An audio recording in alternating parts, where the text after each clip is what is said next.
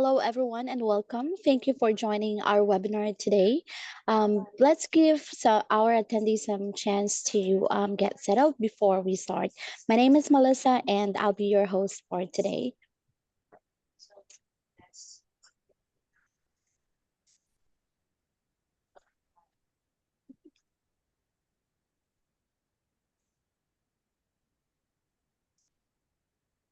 All right, looks like most of our attendees are joining. Again, I'd like to thank everyone for joining today's webinar brought to you by Basis Technologies, turning SAP Change into competitive advantage, navigating ChaRM end of life, and move from ECC to S4HANA.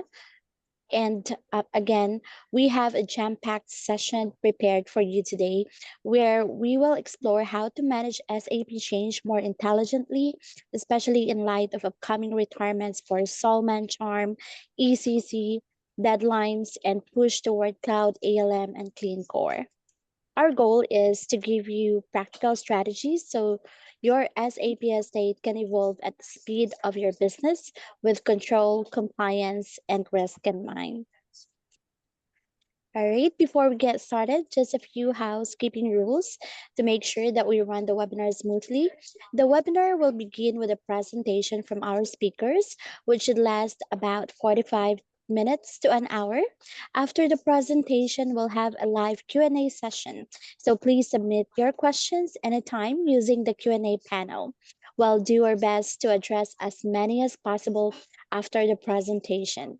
If you have any technical difficulties, there's a chat box at the bottom of your screen, so please feel free to drop a message and our team will assist you. Also, we'll be recording today's session and we'll send a replay link afterwards so you can watch it again or share it with your colleagues. Now, I'm very pleased to introduce our expert speakers for today's webinar. Our first speaker is the Principal Delivery Consultant at Basis Technologies, Ross McLanagan. He will be joined by Nori Suraj, Senior Solutions Engineer at Basis Technologies. Both speakers have deep hands-on experience in complex SAP landscapes, and I'm excited for them to share insights, case studies, and actionable best practices with you. So without further delay, I'll hand it over to Ross and Nori for them to further introduce themselves and to dive into the topics that we have prepared for today's webinar. Ross and Nori, the floor is yours. Brilliant. Thanks very much, Melissa, and hi to everybody in the audience. So yeah, just to introduce myself, my name's Ross McLanagan. I'm one of the implementation consultants here at Basis Technologies. I help our customers implement our products. I've worked with Basis for just over 12 years now, having previously worked in various SAP change and release and service management roles with one of the UK SAP consultancies, and I did that for about 10 years. With me today, I've got Nuri. Nuri, do you want to introduce yourself? Yes, Ross. Hi, everyone. I'm Nuri Siraj, a Senior Solutions Engineer with Basis Technologies. I'm based in Austin, Texas. Now, I've been in the SAP world for over a decade now, starting out as a technical ABAP consultant before moving into pre-sales. And that background gave me a very hands-on perspective on managing changes in SAP. In my current role, I work closely with SAP customers to understand their change management and migration challenges and help them find the right solution. Brilliant. Thanks, Nuri. So if you want to move on to the next slide, we'll just go through the agenda. Great, thanks. Yeah, so what we'll do today, we'll start off just by giving a quick introduction to Basis Technologies for anybody on the webinar that's not already familiar with us. And then we'll dive straight into some of the kind of compelling events that we're hearing a lot from our customers and prospects at the moment. Then we'll start to look at some of those in terms of some of the key challenges and really opportunities. And then we'll look at some of the Basis Technologies capabilities and talk a little bit about some of our own customers are addressing the challenges as part of those compelling events. And then, as Melissa said, at the end, we'll wrap up with a Q&A. So if you've got any questions, put them in so that we can try and answer them at the end.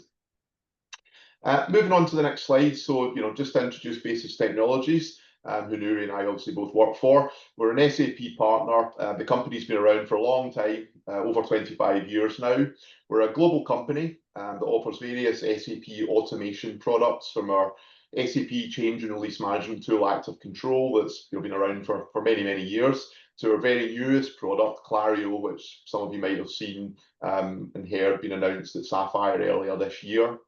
Ultimately, what we do, we help SAP customers to change intelligently, right through the change life cycle, from the very start of the process and trying to create intelligent change blueprints, to then developing and testing and actually delivering those SAP changes safely and quickly through the landscape and into production. On the screen there is just a handful of some of our existing customers, SAP run organizations, that we're proud to call our customers. Our products are all SAP certified, and this includes both RISE and BTP, and of course S4HANA, which we're going to talk about in a little while.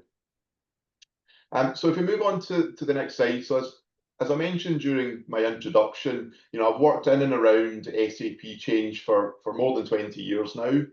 And even after all of that time, I still have a challenge that when my friends and my family ask me what I do, I really struggle to give a good explanation of what I actually do at work on a day-to-day basis. And I think this slide probably sums it up, not just for me, but I suspect for a lot of people in the audience that are involved or responsible for delivering SAP change. And that I'm really talking about the small operational changes right up to the larger transformational business change and some of the compelling events that we're going to talk about today. I'm sure everybody would agree there's always a lot going on, and no matter how hard we work and how many hours we put in, we never get everything done. On the one hand, we've got the business customers, business users, they're always wanting something or another. On the other side, we've also got managers and leadership. They'll also have their own expectations of us. And then for most of us, depending on the role, there's going to be other stakeholders. It might be partners, SIs, it might be auditors, lots of other different people that are wanting different things, or probably more commonly, different variations of the same things. And ultimately, it falls on us, the SAP team, to meet all those different expectations. And it's tough, it is tough. So here at Basis Technologies, we help SAP customers deliver SAP change. For many of our customers and prospects at the moment, it's about helping them move to S4HANA, and we're going to talk about that obviously shortly.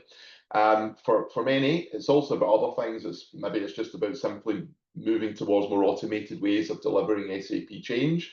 It might also be about things like RISE. It might be about new technologies like BTP, and of course AI. So moving on to the next slide. So I think we've got a poll. So just so that we get a bit of an understanding of what are the big SAP compelling events, the changes that the audience are working on at the moment. Hopefully we've got a poll that we're just about to present on the screen. Really just to get an idea from everybody in the call, what is it that's keeping you up at night at the moment? What are the big things that you're working on, just to get an understanding. Are you working on your S4HANA migration? Is it business events? Is it moving to BTP and cloud-based solutions? What is it you're actively working on at the moment?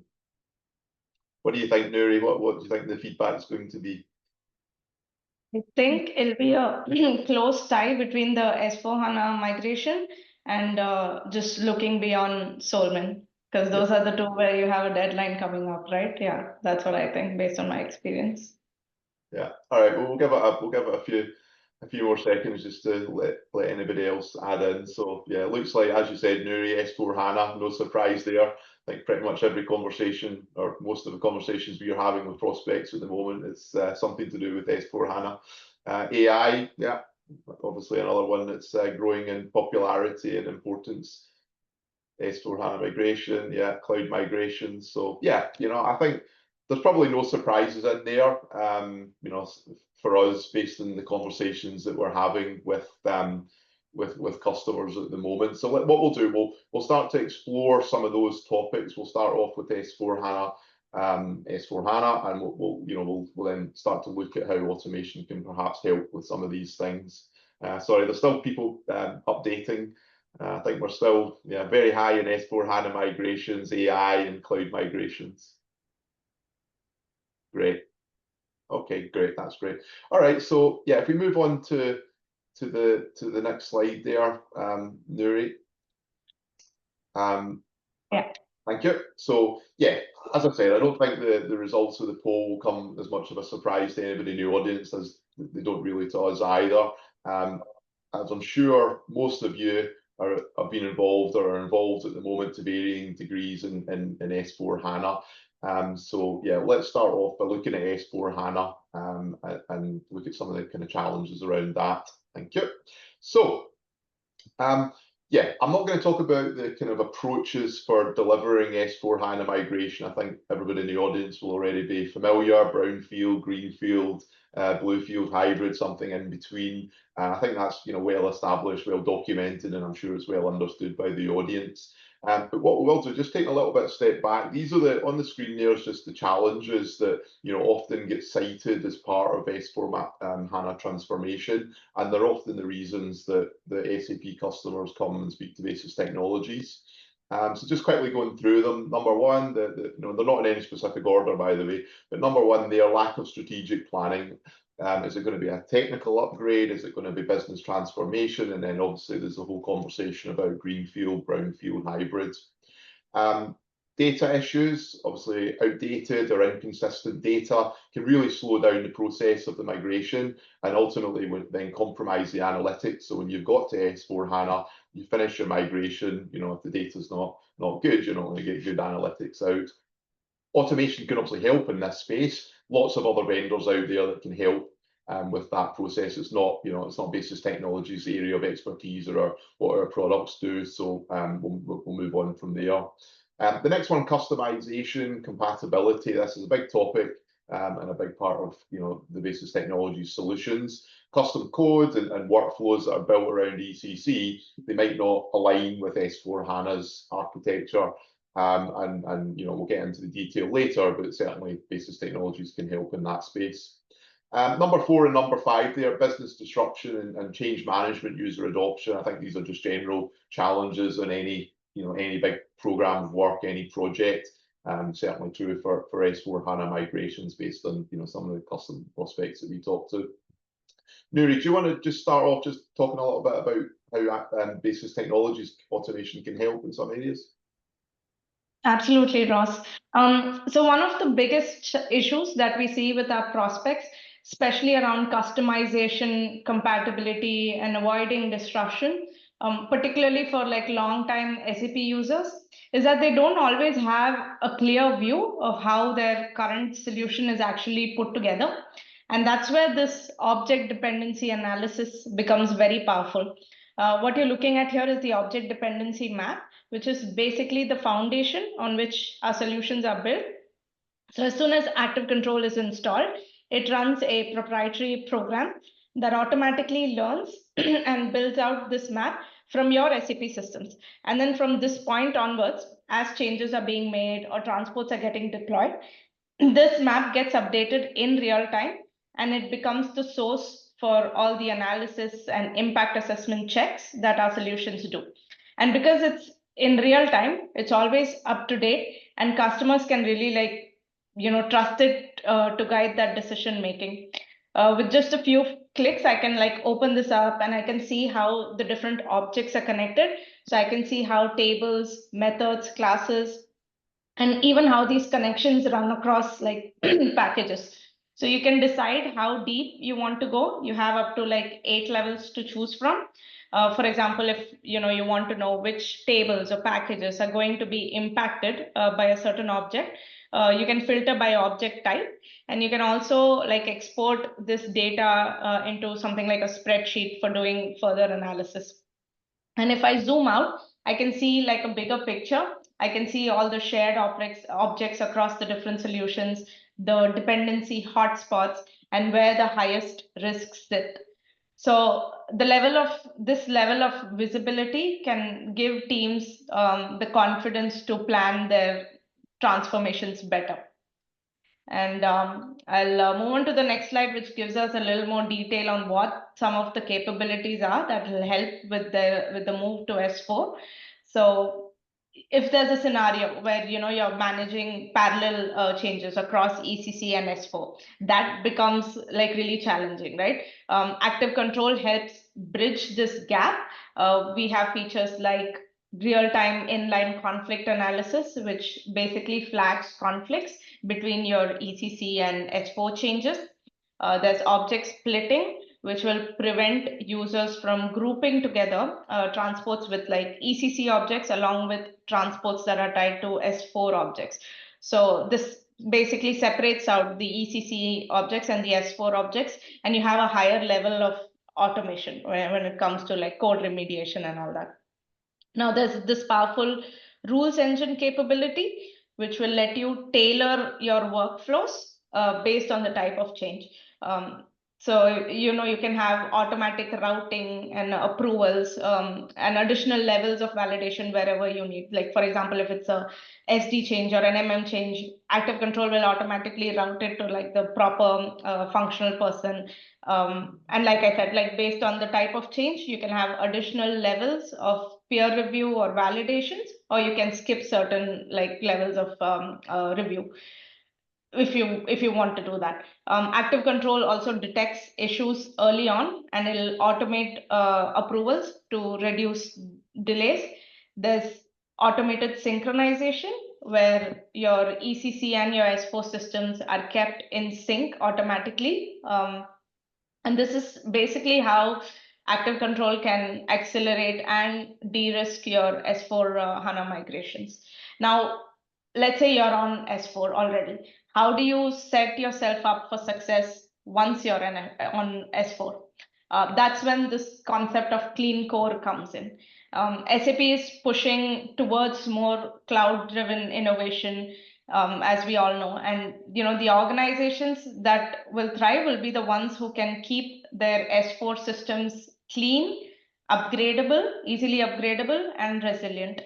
And once you've moved, obviously clean core is what ensures that you don't end up going back in the same situation where you have a lot of heavy customization. Then your upgrades are costly and you have like higher risk and more effort. So it's about building that foundation for like long-term agility and easier integration with newer technologies. And this is a topic that keeps coming up like more and more in my conversations with prospects. SAP customers really want to understand how to achieve this and to sustain it. And this is going to be an area that gets even more like focus in the coming few years. Let's break down what clean core really means in practice. And there's a few key principles to keep in mind here. First is like minimal customization, which is avoiding deep modifications to like the standard ERP core. And instead, you should have your changes and all that happen through cloud-based extensions or side-by-side innovation on platforms like BTP. Second is extensibility, where you're leveraging in-app tools, APIs, modern frameworks that are available to build what is needed without disrupting the upgrade path too much. And the third principle is the data discipline, which is basically making sure your data is clean, it's governed, it's reliable. Then comes the integration, the seamless integration by leveraging all the standard APIs and trying to have an event-driven architecture rather than like point-to-point connections. And finally, process standardization. Because even if you're good with all the other topics, as long as your processes are not standard and they're not rigid, you're going to go back in the same situation. So by adopting best practice processes, you'll reduce complexity and it also preserves upgradability of your system. Now, the benefits of sticking to these principles are clear. You'll have faster upgrades, lower costs, improved reliability, and all this while making sure that there is still like cloud flexibility and innovation through through those cloud native tools. One point I always want to emphasize is that clean core is a journey. It's not like a destination or a one-time event. So it's really about building the discipline in the way that you manage your changes and how your SAP landscape like evolves over time. And what does it take to enforce those principles day after day in a live system? That's where, you know, the visibility and governance piece becomes critical. You really need to know what customizations you have, which ones add value, which ones are creating risk. And that's when active control comes in. It gives you the deep analysis of the custom usage and dependencies. And doesn't just stop there. You also need to make sure that every new change that you know deploy, it aligns with this like clean core governance. And active control again can help you automate that governance process. You can enforce rules, and that's how you can ensure that your upgrades or your changes don't end up reintroducing all that technical debt. Now, what you're seeing now is just an example of what like a clean core assessment looks like.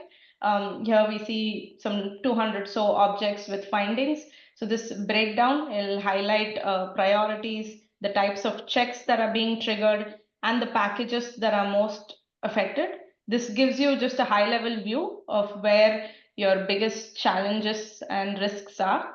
And behind that summary is this detailed drill down of every finding. So each object is flagged with like a specific issue. For example, the usage of deprecated APIs, syntax errors, unreleased objects, all of that level of insight will help you understand the scale of remediation that you have to do, and also prioritize like what needs attention first. To enable like a smoother migration. And speaking of other compelling events, now we know that 2027 it isn't just a deadline for the S4 migrations, it's a Solman or ChaRM deadline too. And that's when the mainstream maintenance for SAP Solution Manager comes to an end. And for many organizations that are relying on ChaRM, that means there's a critical decision point. What do you replace ChaRM with? How do you make sure you don't lose control of like how your change processes are currently while you decide what to do next? So let's take a closer look at what this really means. Now, extending ChaRM to 2027 can give you some short-term stability, especially for customers still on ECC, or if you're not yet ready for Cloud ALM. However, that may be only like a temporary fix, and delaying this inevitable like transition for too long will just lead to a more rushed transition where again you'll have higher cost and more complexity, right? As SAP shifts its focus more and more to Cloud ALM. And that's why many organizations are looking for like a complementary approach with a solution like Active Control, for example. And this is really well suited for customers that are in hybrid SAP environments, or if you're in a midst of a phased transition. So this acts as a bridge between ChaRM and Cloud ALM. It'll support both without requiring like a rip it and replace it type of approach. And this is especially useful in complex environments, in complex scenarios where you have like dual maintenance, where you have complex landscapes, which Ross will talk a bit more about. Active Control offers strong automation out of the box. And just like with any other solution, upfront planning is key, and it's necessary for long-term success. Every organization will have a slightly different path forward, depending on where they are in their journey. And the important thing is to not waste too much time waiting. So whether you're exploring Cloud ALM or continuing with ChaRM or looking for like complementary solutions, there are like ways to bridge this gap. And in the next segment, we'll show you how Active Control complements Cloud ALM. Ross, over to you to walk through how we are helping customers do exactly that right now. Yeah, great. Thanks, Nuri. So yeah, over the last 12 months, we're already starting to see prospects and some of our customers starting to look at Cloud ALM. On the screen here is actually a customer that I've been working with, actually just coming up for a year now. They were already using, started using Cloud ALM. They're doing a massive global manufacturing company. They are doing a greenfield implementation of S/4HANA.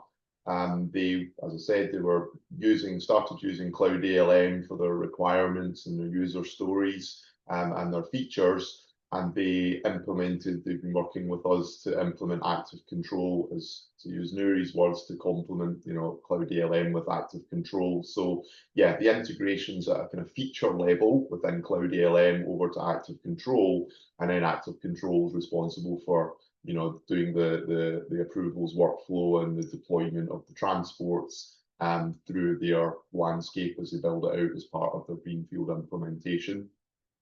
So that's one example. We've had another customer that's similar, using Cloud ALM, and put in active control. In their case, they're using it for defects. So, depending on how you're using Cloud ALM, features, defects, whatever, then that integration capability with active control, so that you get the best of both worlds. Moving on to the next slide, please, Nuri. Taking a step back, so same customer, manufacturing customer that I've been working with, still working with. It's not just about Cloud ALM, it's not just about active control, it's not just about both those products. There's lots of other pieces of the puzzle, to use a better word. They use Anapsys, they use Tricentis, they use ServiceNow. It's bringing all those kind of best of breed tools together to give that end-to-end product chain. Probably familiar with that kind of DevOps loop on the screen there, and you can get an idea of that particular customer, the tools that they're using to achieve that. And again, I think people in the audience will be familiar with a lot of those products. So yeah, again, it's just bringing together the kind of best of breed tools into that end-to-end chain for delivering SAP Change. Moving on to the next slide. So active control, Nuri's touched on a little bit already. Many of our customers and prospects are bigger SAP customers. We also have customers that smaller SAP houses that might just have a development, QA, and a production system, and that's it. But a lot of our customers and a lot of SAP customers out there are obviously got more complex landscapes. So maybe they're looking to manage things like multi-track development, N+1, where you've got a production support route and a project route, or N+N, multiple project routes. Some customers are doing things like one-to-many, single development system feeding multiple test systems, production systems, and I'll talk about that shortly in the context of template management. And then we've also got customers doing things like air gaps, so customers that might be heavily regulated or working in secure environments and need to have air-gapped landscapes and systems where potentially the non-production systems are a different network and can't communicate directly with the production environment. So probably not something that's relevant for everybody in the audience, but it's something that some SAP customers are very interested in, and something that automation can help with. Moving on to the next slide. So I'm going to talk a little bit about template management. Might not be relevant for everybody in the audience, but I think it's something that certainly Basis Technologies see enough from our discussions and some of our customers that it probably warrants a little bit of discussion on how it can help with delivering SAP change. So if we move on to the next slide again, so template management, for anybody that's not familiar with it, it's typically you've got a kind of global template that might be a development system and a test system, and then that would feed multiple child landscapes, development, test, and into production. Many different reasons for doing it, and a lot of our customers have got those different reasons. Things like different operating companies might have its own child landscape, different regional SAP landscapes might be the child, or different business segments, for example. So the general principle is, in a typical template management setup, most of the change will originate in that global template, and then it'll be synchronized out to the relevant child landscapes, and then only kind of more specific, maybe localized changes, generally customization, that would be done directly in each of those child development systems. So things like local tax changes, operating company specific changes for a specific operating company, for example. So yeah, so it's something that's maybe more relevant for bigger SAP customers, global SAP customers, but we definitely come across it quite a lot. Moving on to the next slide, why do those big customers do template management? I think the first one, consistency across the enterprise. For global SAP customers, having that template ensures some of the key processes, the central processes, finance, procurement, manufacturing, they're standardized across all the locations. Number two, they are faster rollout and transformation. So, for example, the customer that I'm working with just now is doing their greenfield implementation of S/4HANA. They've got this template set up. We'll do it once in the template, and then they deploy it out to each of their segments. So at the moment, there's two kind of operating companies, and then other ones will come online. So having that template, ultimately, it saves time and effort. Moving on to number three there, complexity and cost. Again, minimizing the customizations that are being done, harmonizing the data, it simplifies the landscape. It might look more complicated, but actually it simplifies it, and it reduces the long-term maintenance costs. Another important one, increasingly important for a lot of SAP customers, is compliance and governance. Having that template set up, it helps kind of enforce the regulatory, the statutory requirements that different parts of the business or different geographies might have, and of course that's particularly important for global companies. And then the final one there is just enhanced data quality and operational efficiency. So that was one of the challenges we mentioned earlier with S/4HANA migrations, the data quality, and again it's very relevant. Even outside of S/4HANA, standardizing the processes leads to cleaner data, better automation, which obviously boosts overall performance. Moving on to the next slide, there's just a few examples. As I said, the first example there is the customer that we're just working with just now, global confectionery, pet food manufacturer doing a greenfield implementation. They've got exactly that kind of template and child development setup that I talked through a couple of slides ago. But it's not the only way of doing it. In the middle there, we've got an oil exploration customer of ours that we've worked with for probably 12 years now. So they've not got different development systems. They've got one development systems, but lots of different clients, or SAP clients within that development system, for different geographies, different operating regions. And then those different clients would then feed into a corresponding client in the QA system. And then they've got different, in their case, they've got different production systems for different regions. So just another slightly different take on template management. And then the third example there, another global consumer goods manufacturing company. So they've actually been doing it's an S/4HANA migration. They're doing a brownfield migration rather than a greenfield migration. But on their ECC, their legacy ECC landscape, they have what we call a one-to-many approach. So they have a single development system that fed multiple test systems, multiple pre-prod systems and production systems for different regions and different applications. So actually one dev feeding 11 parallel production systems. So again, at the more complex end of the scale, but a lot of the customers that we work with are at that level.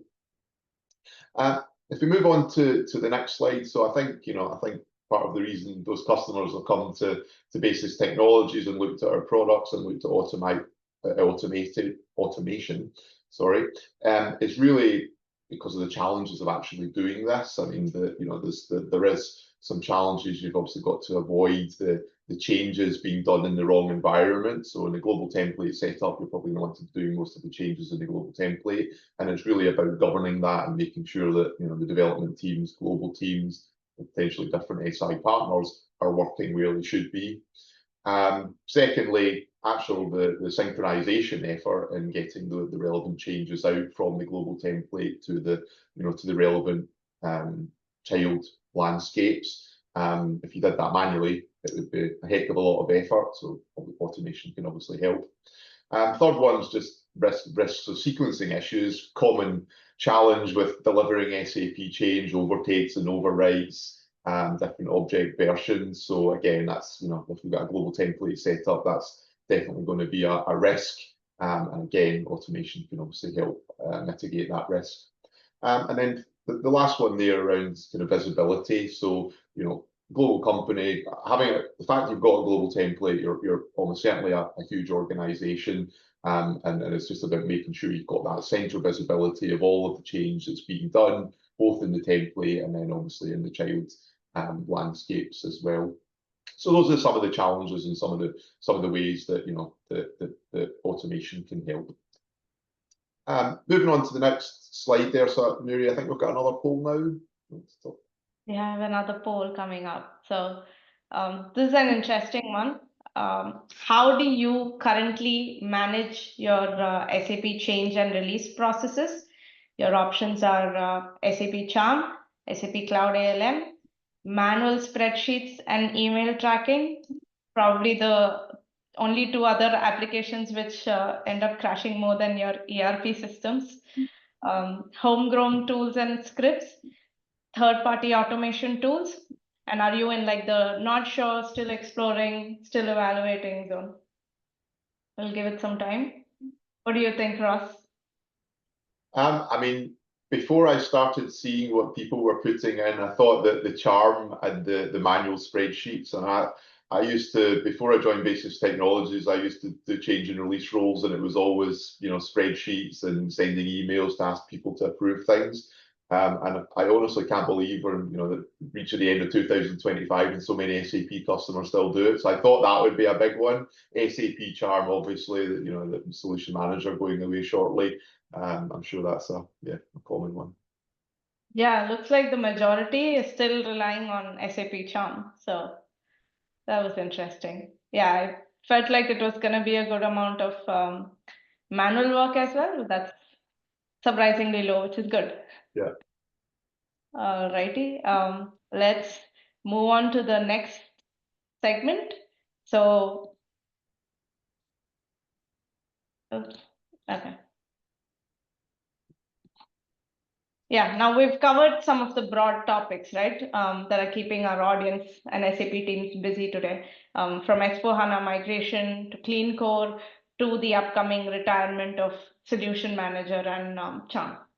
Now, let's look at what intelligent change management looks like and some of the actual ways that automation can help alleviate some of that pain and turn SAP change into a competitive advantage, actually.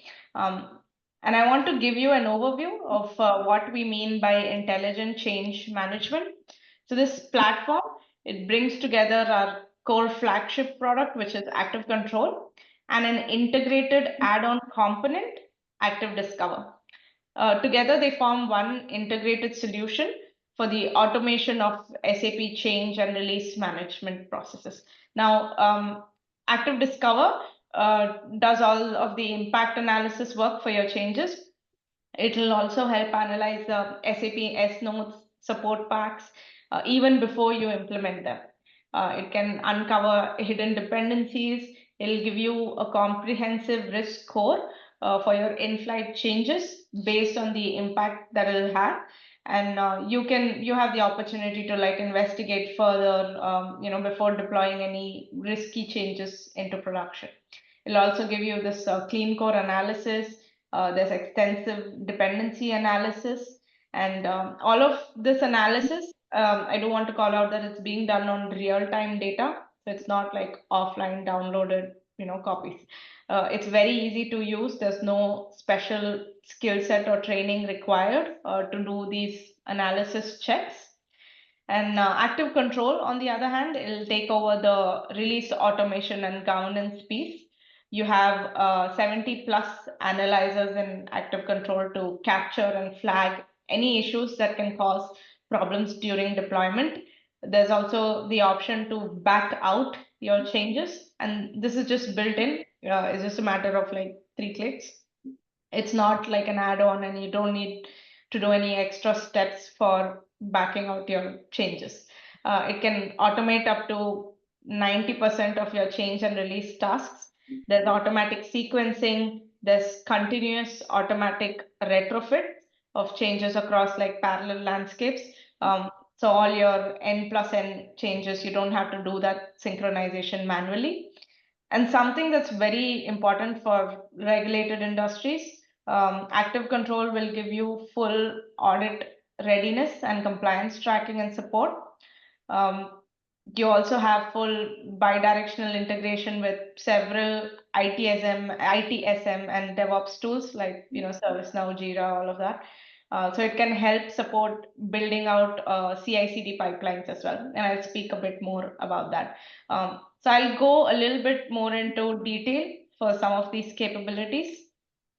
Now, active control includes 70 plus analyzers, like I mentioned, plus the ability to build any custom ones if there's anything that's if there's any type of check that you think is critical for your organization, we can support that. And it covers a wide range of checks. There's conflicts and dependency checks, overrides and regression issues, the segregations of duties violations. You can also check for ideal times when you want like the changes to be imported. There isn't really like an equivalent suite of analyzers that covers all of these types of checks. They can be configured at different checkpoints in the process, and they're designed for developers, testers, managers, to basically automate reviews and for test coverage and enforcing all those standards for compliance. So the result of all this analysis is you have faster approvals, there's fewer surprises in production, and there's just better quality of code without a whole lot of manual effort. Active control also provides like real-time risk scoring for your in-flight changes. So each change is automatically analyzed and it's given this impact score. So basically flagging all your high risk items, right? And you can set this up in a way that if a certain change is high risk, it needs more validation, it'll go through additional levels of approval. If something is low risk, it can skip certain levels of approval, and it'll make sure that your changes are being deployed safely. This is my favorite one because I've done production support and I wish I had access to something like this back then. I'm sure with even like best controls in place, you've experienced that things can go wrong. And active controls enhanced backout, it will basically allow authorized users to quickly identify and reverse specific changes. There's no complex steps involved. Say in the event of something like a P1, you can just back it out and it'll avoid any costly business disruptions that you might have. And this, like I mentioned, this capability is very much integrated into our core solution. And there are checks in place to ensure that the changes are backed out safely. Now, BTP, as customers adopt BTP services alongside with your ECC and S4 changes, change governance, it becomes more fragmented and challenging. So active control brings, BTP changes like those in like DataSphere, integration suite, build process automation, all of that into the same release process as your core SAP changes. You can sync your ABAP changes along with BTP changes or changes from different technologies with these BTP changes. And it'll give you this end-to-end visibility, and you'll have quality checks as well for BTP changes. So these aren't segregated. They're very much, part of your current standard change process. Next is, one of the most time-consuming audit challenges based on what we've heard is just piecing together like what happened when. So active control, it captures the full life cycle of every change from the start of like creation all the way until the deployment, and this includes even like retrofitted changes, approvals, all of that, and it'll give you this single source of truth along with the user stamps and timestamps at every touch point. So whether you need like a quick snapshot or a detailed report. You can generate ad hoc reports as well, the scheduled audit reports as well in different formats. So all of this makes compliance a whole lot easier for your teams. Audit and compliance is taken care of like really well. And move on to the next capability, which is the DevOps integration. So Active Control can integrate SAP directly into your DevOps pipelines. So from the example that you're saying here, Azure DevOps is orchestrating this end-to-end change from like the user story creation to deployment into production, along with all the automated sequencing, the analysis checks, the impact analysis, test updates, and all of that along the way. And this allows SAP changes to move at a much better pace. It's fully, since Active Control is fully integrated with tools like ServiceNow, Jira, Tricentis, Synapsys, you do have the flexibility to build out this CI/CD pipeline. This is just an example. This can be set up for you with your existing tool chain and existing like processes. With that, I've given a good summary of some of the capabilities at a high level. I'll move on to the next topic, which is just giving you a sneak peek into the roadmap and the next innovation that's coming that we've developed in very close partnership with SAP, which is Clario. Now, while Active Control and Active Discover ensure that changes are analyzed, they're managed and delivered efficiently with less risk, Clario focuses on the very beginning of this process, and I'm talking way ahead, like capturing and shaping the business requirements using AI. So this just closes the loop, creating an end-to-end intelligent change management platform for your SAP changes. And you can see out here in the slide where Clario sits. It sits in between that strategy and the design phase. So basically bridging business users and technology teams or SAP teams and making sure that what is getting developed is truly aligned with what the business wants. And here's how it works. It starts with the business requirements. This is captured in plain language. Clario then presents different options or solutions to those requirements. And it can also evaluate things like feasibility analysis. It'll give you like clean core, readiness score for all those different options. And all of this is supported by AI insights and SAP community knowledge base. Here's a screenshot from Clario.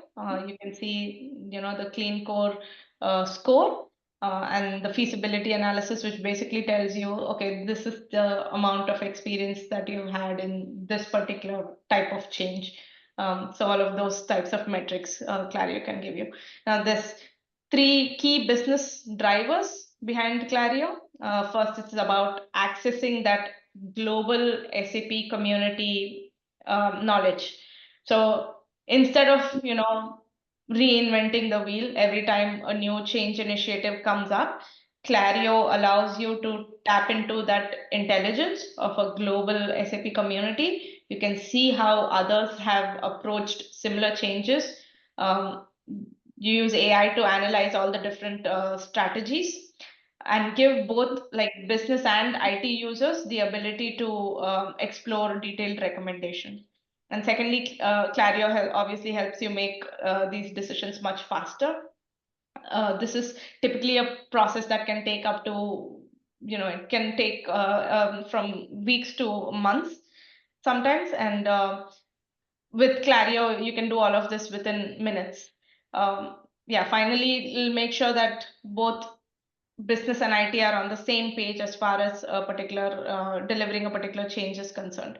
And all of this change planning is centralized in one platform. There's no risk of like miscommunication. All the stakeholders are clearly like aligned. There's proper feasibility scoring, and Clario can also generate these detailed blueprints that will flow into cloud ALM. Now, one concern that probably comes up right away when you hear about AI and the knowledge base and all of that is, okay, what's happening to my data, right? So data protection. Now, how do we make sure that all your data is safe while using Clario? That's where our protection technologies come in. We've built a layered approach, and it starts with identifying all the personally identifiable information removal. So there's a 4-step process. There's model tagging, LLM validation, pattern matching, and a final verification against like public data sets. So, this way, Clario is not just scrubbing the obvious details, but it's like really making sure that sensitive identifiers are consistently taken out. So all of the data is being anonymized, basically. And on top of that, there's customer data sanitization, which is very context aware. It is understanding the shape of your data and it's removing specific identifiers. It can even generate synthetic data sets. The teams will still be able to get all that useful data without this exposure without the risk of exposing anything. Now, all of this is reinforced by strong data processing standards. Like I said, anonymization. So there's anonymization pipelines, there's quarterly audits, and there's continuous monitoring to make sure that these protections keep improving, and the result is like end-to-end safety that you can trust. With that, I'll wrap up this final segment of the webinar. I know we're close to like end of time, so we'll open the floor for a general Q&A. But before that, thank you so much for attending this webinar. If you're interested in hearing more about how Basis Technologies can help support your S4 migration or the transition from Solution Manager and ChaRM, please do reach out to us. For anyone attending the ASAG Tech Connect this November, you can also come meet us in person. We'll be at booth 104 and we'll be there throughout the event. You can either reach out to Ross and I directly via LinkedIn or through Basis Technologies. I'll hand it over to Melissa now to see what questions we have. Melissa? All right. Thank you, Nor and Ross, for that very insightful presentation. So now it's time to look into some of the questions that we have here from our attendees. Okay, first question that I have here says, what percentage of Basis Technologies customers are on S4 HANA? I can take that one, Nuri. So I think, well, the answer just now is there's no exact. I don't have an exact number for you. I don't have that information to hand. But probably based on my own experiences, maybe over the last 5 or 6 years, I'd say it's probably about 40% of our customers that are either already finished their S4 HANA migration, or certainly a good way of the way through their migration. If I look back, one of the first customers, probably quite an early adopter actually of S4 HANA, they went live with the brownfield implementation. That was back in 2019, so it's before COVID. And since then we've had a lot of customers kind of successfully complete their migration using active control, both brownfield and greenfield. And some of the customer examples I talked on earlier, it's actually customers that are in the midst of doing their migrations. Similarly, we've got a lot of customers that are in the kind of early preparation phase. So talking to us about how they can use active control and some of the stuff that Nuri touched on earlier to help them.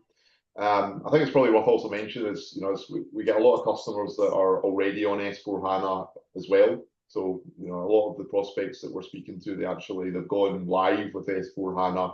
They're making change on S4 HANA and they're looking for automation tools. Again, some of the stuff that Nuri touched on earlier. So, yeah, short answer, probably around about 40% are already on S4 HANA or a good way of the way through it. All right, there you have it. So next question here. Our SAP landscapes are already complex with upgrades, dual maintenance, and ongoing projects. How can we realistically take on another tool like active control in the middle of all of this? I can take that, Ross. Uh, so I get this question a lot, and it's a fair one. Adopting a new tool in the middle of multiple projects can feel a bit like, you're changing your tires when you're on the freeway. Um, so active control is designed for complexity. It doesn't add more overhead. It actually like reduces it a lot. So by automating things like transport sequencing, dual maintenance retrofits, dependency checks, and all of the analysis checks, it removes a lot of the manual effort that is actually slowing down SAP delivery today. Also, from an implementation standpoint, it's very, very lightweight. Active Control is delivered as a standard ABAP transport packages that are deployed on top of your existing SAP systems. There's no heavy infrastructure needed. Most customers are up and running in like 6 to 8 weeks, not months. It integrates with your existing, tool chain, like I mentioned, Jira, ServiceNow, Azure DevOps, Tricentis, and more. And yeah, the result of all of this is you'll just have a faster time to value without disrupting your landscape too much. It's a lightweight installation and it's easy implementation from our end. Yeah, so that's what I'll say to that. All right, thanks, Nori. That makes a lot of sense. Okay, I guess that's all of the questions that we could cover today. To our dear attendees, if you're not able to ask your questions or we have not covered your questions today, no worries, because our team will reach out to each one of you and will put you directly in touch with our specialist. All right, and also as promised, we'll send you the replay link for your reference in the next few days. And also, if you'd like a one on one advice specific to your landscape, we would be happy to schedule a meeting with you as well.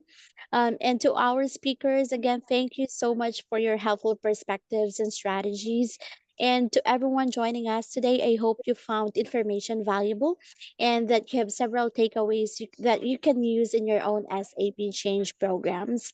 Again, thank you so much for being here. Wishing everyone the best as you move forward with the SAP change intelligently, safely, and competitively. Have a great rest of your day, everyone, and we hope to see you on our future events. Bye now. Thanks, team. Bye.